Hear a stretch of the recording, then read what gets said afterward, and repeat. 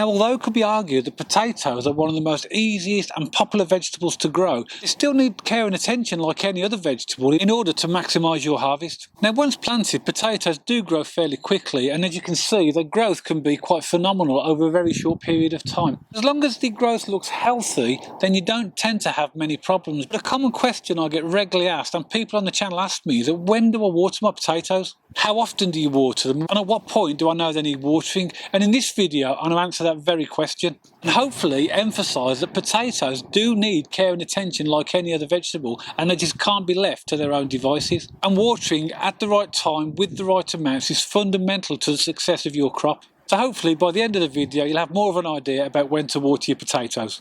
Now there's a number of different ways you can grow potatoes. Over the years in my allotment I've grown potatoes in a traditional way in the ground using trenching, and I've been very successful over the years. As I've now moved my vegetable growing to my back garden, I haven't got lots of space like I had in the allotment. I'm now growing my potatoes in containers. Now the potatoes are grown exactly the same way whether you grow them in the ground or in pots. The difference is clearly when they're grown in pots or containers there's restricted amounts of compost, and therefore the watering will be different. But the signs I'm going to show you to look for to decide whether your potatoes need watering or not are exactly the same whether they're grown in pots or containers or traditionally in the ground. Now there's lots of factors that will determine whether your potatoes need watering or not, and there's not one single answer depending upon your own individual situation. But as I said, the signs are the same. So for example, when you first plant your potatoes, you need to keep the ground moist to encourage germination, and therefore the ground should be constantly wet but not soaked or saturated. It's always a fine balance between enough watering and too much watering. If you're in an area where you've got certain types of ground like clay, for example, that holds a lot of moisture, if you overwater, that could end up rotting the potatoes because the water will not permeate because of the nature of the soil. If we have periods of really warm and hot weather, then clearly there's going to need more watering, just like any other vegetable, and that needs to be monitored as well. But also, just by looking at our plants, we can tell whether they need water or not. Clearly, they can't talk to us and tell us when they need watering, but they can indicate by the way that they look and the health of the plants that they may need water, and that's what we're going to look at next. Now, there's two real indicators that will tell us whether our potatoes need watering. And the first thing I'm going to do is look at the compost. And if I pull back the foliage just gently, I can see that the compost is really dry. So that's an indicator that there's not enough moisture, but that's just on the surface. But also I can tell by this particular plant here that the foliage is just starting to droop a little, which would indicate to me that this plant is thirsty and needs water.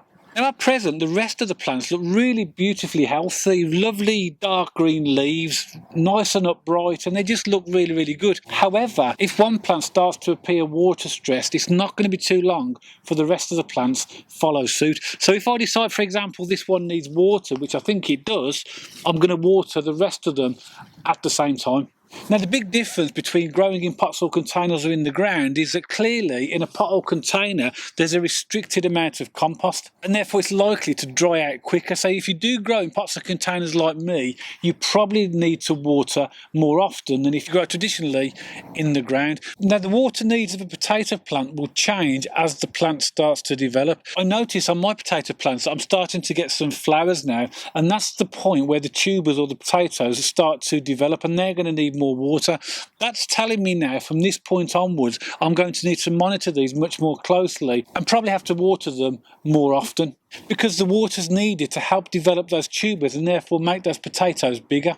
Once the flowers start to die off and the foliage starts to go yellow and die off, that's telling me that I need to water less, because by that point the tubers are starting to reach their maximum size. The amount of water that you would need to put on your potatoes will depend upon what stage of growth they are and how close they are for the potatoes to become ready to harvest. Now when you do water potatoes, like a lot of vegetables, you need to water as deep as possible. So take the rows off your watering can, and then if you're going to water in containers, water right down into the top of the container. If you have traditional potatoes where you're growing in the ground, then water directly by your trenching and not over the foliage. As you can see, there's an awful lot of foliage in potatoes, and that water can get dispersed away from the plant, so you want to really get the water to where it needs to be, directly, in this case, into the container, and give it a really, really good soaking.